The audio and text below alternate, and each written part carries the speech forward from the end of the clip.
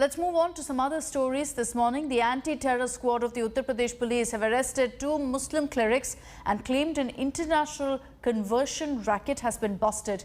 Police claim foreign funds, including from Pakistan's ISI, was being funneled into India to convert speech and hearing impaired children and women to Islam. The aim, according to the police, was to foment communal tension in India. Our crime bureau gets you more.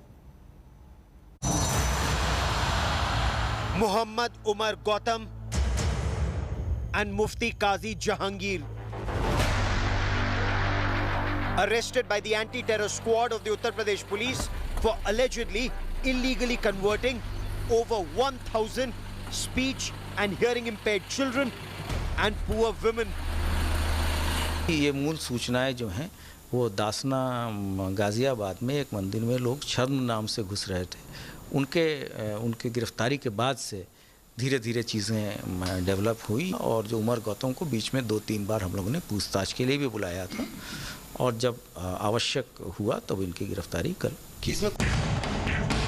Police से Mohammad Umar Gautam was a Hindu, Vipul Vijayvargiya from Nagpur before he converted to Islam after marriage in Ghaziabad.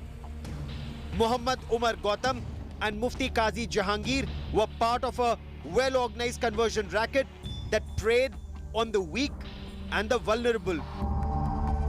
ऐसे vulnerable section of the society जो कमज़ोर वर्ग है, मूक और बधिर बच्चे हैं, महिलाएं हैं, इन सभी को विभिन्न तरह के प्रलोभन देकर और उनको अपने धर्म के प्रति गलत चीज़ें बताकर और इस्लाम धर्म की अच्छाइयाँ बताकर उनको कन्वर्ट कराते हैं।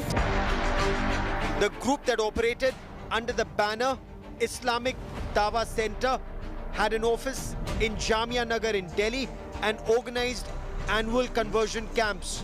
The police have so far recovered a list of 1,000 vulnerable women and children converted in the past 2 years. अब तक हम लोगों ने ऐसे 1000 लोगों के नाम प्राप्त किए हैं जिनका कन्वर्शन हुआ है और ये लोग अपना सालाना कॉन्क्लेव भी करते हैं और उसमें भी लोगों को, बाहर के लोगों को बुला के धर्म परिवर्तन के लिए उत्प्रेरित करते हैं।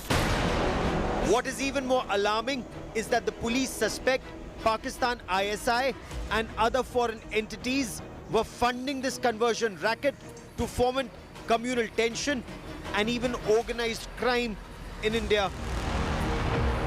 ISI connection, foreign funding?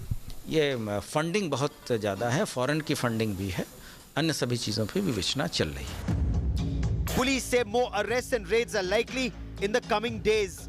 The opposition, however, fears this is part of an effort to communalize and polarize the environment in Uttar Pradesh ahead of the assembly elections.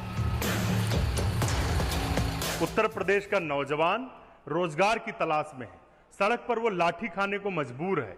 Uttar Pradesh में महिलाओं के साथ अत्याचार हो रहा है और भाजपा सरकार धर्मांतरण, धर्म परिवर्तन, जाति परिवर्तन, इन सब चीजों में लोगों को उलझाकर रखना चाहती है।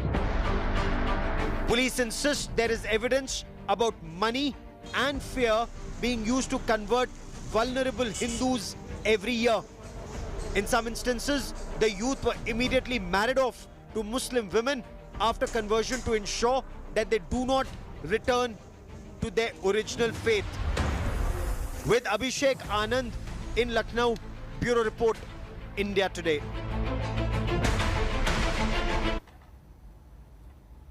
Twitter